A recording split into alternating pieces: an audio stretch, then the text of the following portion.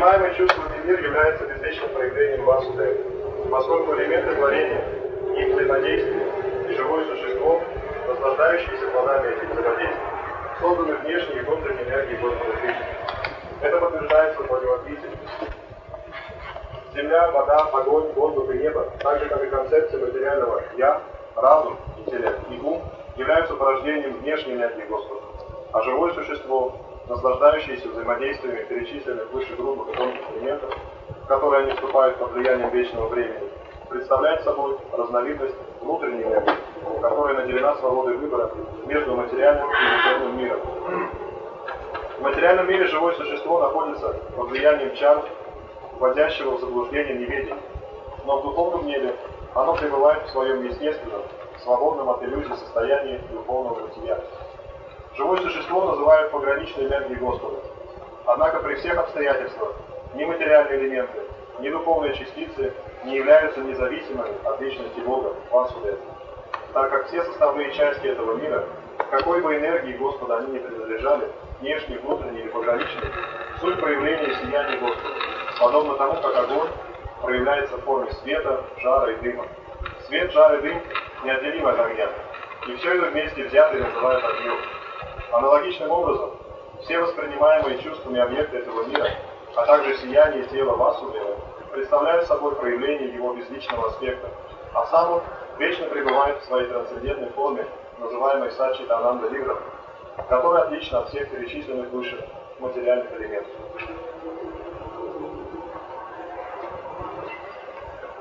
If we consider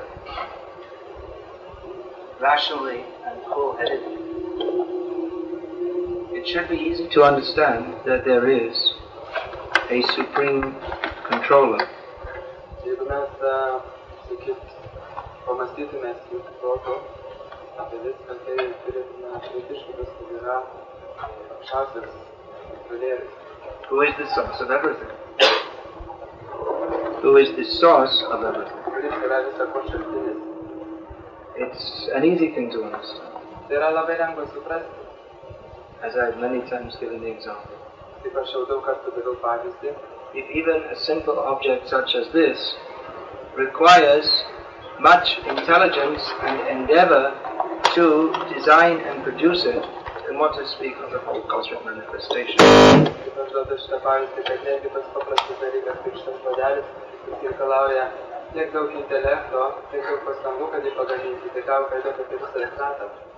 If I was to suggest that this came into being by chance, no one would believe it. Jeigu aš pasakyčiau, kad čia tiesiog per atsitiktinumą šitas puodelis atsirado, tai niekas manim ir nepatikėtų. Even though it is practically infinitely more simple than that of the cosmic than the cosmic manifestation, Tai ne, reiškia, nepaisant to, kad jis yra begalę kartų, reiškia, paprastesnis negu visa kosminė reiškinyje. it is sufficiently complex that it cannot come into being simply by chance. Jis yra jau iš savo prigimties šitas puodelis per daug sudėtinga jį pagaminti, kad jis tiesiog atsitiktinai atsirastų. Therefore, it is a completely reasonable proposition to suggest that there is a supreme controller and designer behind the cosmic manifestation. Todėl yra visiškai pratinga pasakyti, kad už visos kosminės reiškinijos stovi kūrėjas ir aukščiausias kontrolierius. However, people with a limited conception of reality cannot accommodate the concept of such a greatly powerful and intelligent person behind everything.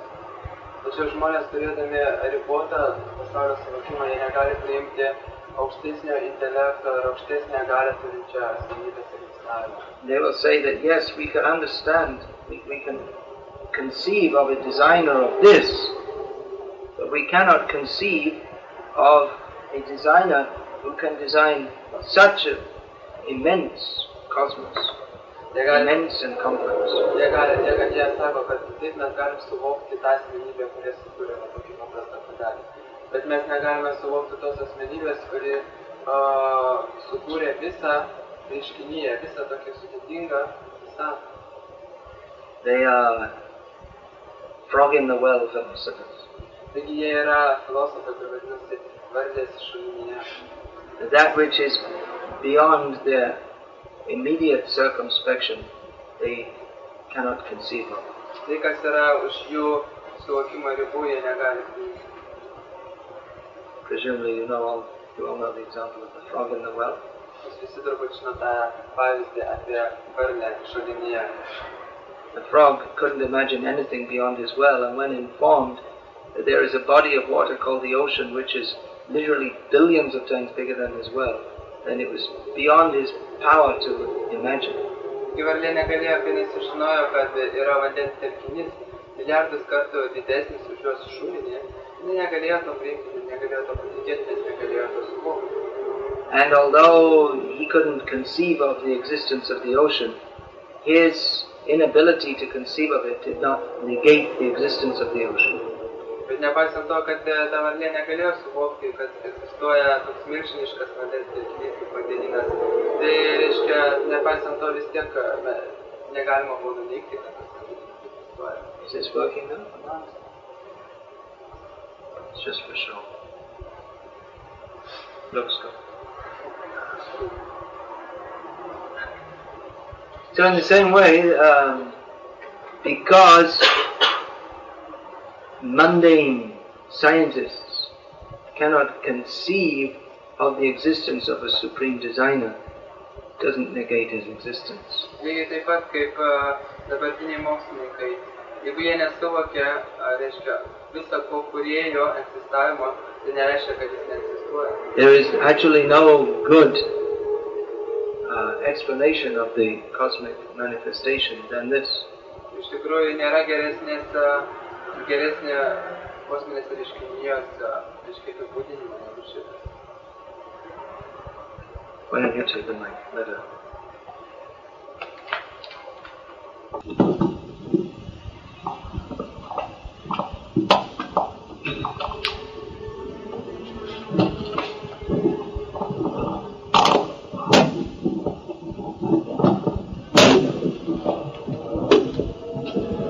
So admittedly it is difficult for tiny little beings to conceive of the greatness of the Supreme Lord. Taigi reikia priimti, kad mažiems gyvoms būtybėms labai sunku suvokti Dievo didybę. Shastra gives us information. Šastra duoda mums žinių. Just like in this verse it is stated that all the ingredients of the cosmic manifestations are part and parcel of Vasudeva. Kaip šitame posme yra sakoma, kad visi kosminės reiškinijos elementai yra Vasudevas, aukščiausio Dievo asmens dalelytė. Vasudeva reiškia Krishna. Krishna, Vasudevas sūnus.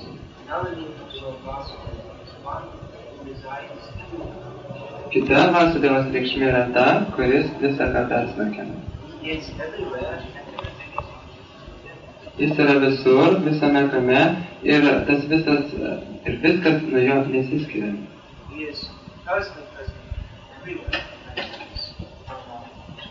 Jis asmeniškai savo paramatmos pavidalu visur egzistuoja.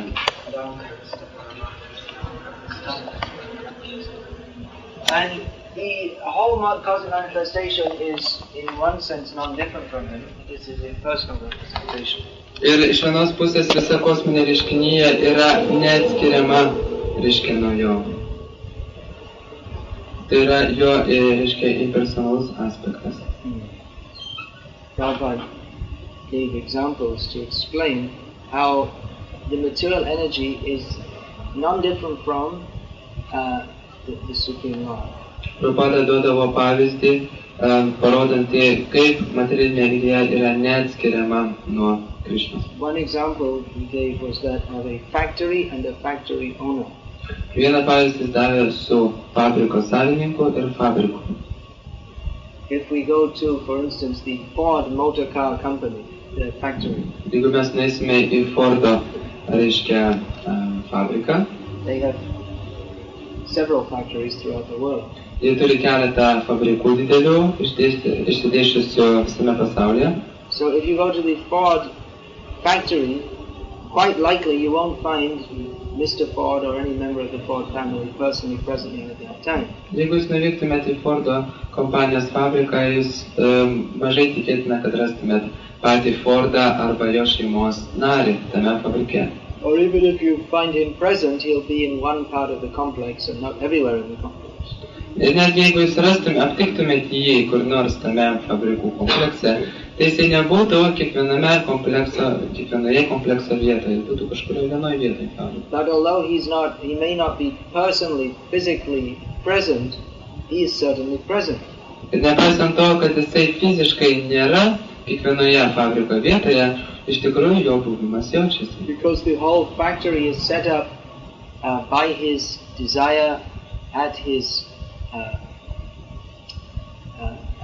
prompting. Nes visas fabriko veikla yra tvarkoma pagal jo įsakymus, pagal jo norus. And is under his control. Ir jo veikla randasi visiškai jo kontrolėje. He is completely involved in it. Jis visiškai reiškia. Even if he only goes there 2 days in a year, he's completely involved. Jis visiškai pasinėręs į šitą veiklą, jis pilnai įtakoja tą veiklą, nepaisant to, kad jis eina porą kartų per metus į tą fabriką, jisai kontroliuoja jį. So in this way, the factory is the expanded energy of Mr. Ford. Taigi, kitais žodžiais tariant, šitas fabrikas yra, reiškia, Misterio Fordo, reiškia, išplėstinė energija, išsplėtusi energija. It is his impersonal energy. Tai yra jo impersonali energija. It can be stated like that. Taip mes galime tai vardinti. Because it's not him personally there, but nevertheless, it is an expansion of his desires and properties. Tai nėra jisai pats tas fabrikas, bet tai yra jo, reiškia, noro ekspansijos. And so in the same way, Prabhupada explained, he gave this example. Tokiu pat būdu Prabhupada aiškina. The material energy is the impersonal, can be considered the impersonal energy of the life. Kad materialinė energija gali būti laikoma, reiškia, impersonalia viešpatės savybė. Another example Prabhupada gave to explain the term separated energy. Ir kitą pavyzdį Prabhupada davė, kad parodyti, ką reiškia atsieta energija. He gave the example of himself speaking into the microphone and that being recorded. Tas pavyzdys buvo toks, kad jisai sako, aš kalbu į mikrofoną ir visą tai, ką aš kalbu, yra įrašoma. So that sound may be played back in another place where Prabhupada is not personally present. Taigi, tas garsas, kuris yra įrašomas į, reiškia, diktafoną, jisai gali būti vėl išgirstas kitoje vietoje, kai jau to žmogaus, kuris kalba, nėra. So that playback will be the sound of Prabhupada's voice. Taigi, tas grojimas, kurį dar kartą bus paleistas, bus Prabhupados, reiškia, Prabhupados balsas. So it is not different from Prabhupada. Taigi, jis niekom nesiskiria nuo Prabhupados. But at the same time, it's separated from him. Bet tuo pat metu jis yra atsietas nuo So Prabhupados. Prabhupada explained this is an example of separated energy. Taigi, Prabhupada taip paaiškino atsietas energiją. It's not different from and produced by and dependent upon the speaker. Jinai yra nepriklausoma, bet kartu ir priklausoma nuo kalbėtojo. But at the same time separated from him. Ir kartu atsieta. So all these examples help to make it easier for us to understand the relationship of the Supreme Lord with His creation. Šitie pavyzdžiai leidžia mums geriau suvokti aukščiausio Dievo asmens santykį su jo kūrinyje. But ultimately this can all be understood by the mercy of the Lord Himself. Bet galiausiai tai mes galime suvokti vis dėlto tik tais Dievo malonės dėka. Shastra gives us some idea. Šastra duoda tam tikras nuorodas. But Shastra deals with the topics of the unlimited Supreme Lord. Bet Šastra kalba apie gvildena temas apie beribį aukščiausio Dievo asmenį. What to speak of the Supreme Lord, even His material energy is beyond our power to fully understand. Jeigu jau mes negalime, jeigu ne mūsų jėgoms suprasti jo materialios energijos, tai ką kalbėti apie pačią Dievo suvokimą. Even now, after so many years of scientific research, there are still very basic functions of the human body which scientists don't understand at all. Po tiek daug metų tyrimo, kada buvo tyrinėjimas žmogaus kūnas, vis dėlto yra dar daugybė funkcijų, kurios vyksta žmogaus kūne ir kurių mokslininkai negali išaiškinti. One neurosurgeon told me that actually we don't really understand how the brain works. We have theory, but we're not sure. Vienas neurologas man sakė, kad jie nežino, kaip iš tikrųjų smegenys dirba. It's generally accepted that impulses are transferred from one neuron to another, but it's never been demonstrated. Iš tikrųjų, teorija sako, kad impulsai transformuojami iš vieno neurono į kitą, bet niekas to nepademonstravo realybėje. So, if we can't even understand this material creation very deeply, then what to speak of he who is behind it all? Taigi, jeigu mes negalime pilnai net suvokti materialios kūrinijos, tai ką kalbėti apie suvokimą to, kuris yra anapus šios kūrinijos. Shastra gives us some indication. Būtent šastra duoda tam tikras nuorodas šią temą. And those who are faithful followers of Shastra, they can understand the Supreme Lord. Shastra. Ir tie, kurie yra ištikimi, tie, kurie ištikimai seka šastrą, jie gali suvokti aukščiausią Dievą. Shastra Yonigvat, that is stated at the beginning of Vedanta Sutra. Vedanta sutros pradžioje yra sakoma. In the first sutra or aphorism of Vedanta Sutra is Athato Brahma Jignasa. Pirmas Vedanta sutros aforizmas yra Athato Brahma Jignasa. Now we should inquire into the absolute truth. Jis reiškia, kad dabar mes turėtume teirautis apie absoliučią tiesą. What this now means, that is stated differently by different commentators. Tai ką reiškia tas žodis dabar, jį gvildena įvairūs komentatoriai skirtingai. Some state that now after having exhausted our interest in the Karma Kanda section of the Vedas, Vieni sako, kad tas žodis dabar, tai reiškia, kad dabar, kai jau mums atsibodo, reiškia, kai mes pavargom nuo karma kandos ritualų, kurie aprašyti Vedose. Prabhupada took it in its broadest sense to mean now that we have attained the human form of life. O Prabhupada dar plačiau paaiškina, jis sakė, tas žodis dabar, tai reiškia dabar, kada mes gavome šitą žmogaus gyvybės formą. Then the next sutra indicates what is that absolute truth. Dabar kita sutra nurodo, kas yra ta absoliuti tiesa. Janmadhyasya yataha, the absolute truth is the source of all emanations. Tai reiškia, kad absoliuti tiesa yra visų emanacijų šaltinis. Then the third sutra indicates how that is to be understood. Ir trečia sutra nurodo, kaip suprasti šitos teiginius. Shastra Yonigvat, that is to be understood from Shastra. Reiškia, kad visą tai mes turim suvokti per šastrą. And the very end of Vedanta Sutra emphasizes the same thing. The last sutra alone. Ir paskutinė Vedanta sutros aforizmas, jisai lygiai tą patį irgi pabrėžia. Anavritti Shabdat, Anavritti Shabdat, that having gone to this, having come out of this material existence and gone to the spiritual existence, one does not return. That is the conclusion of Shastra. Therefore, it is. Ir galutinis aforizmas sako, kad išėjus iš materialios egzistencijos reikia įeiti į dvasinę egzistenciją. Tokia yra visų šastrų išvada. So the Supreme Lord and how he interacts with the cosmic manifestation, that can be understood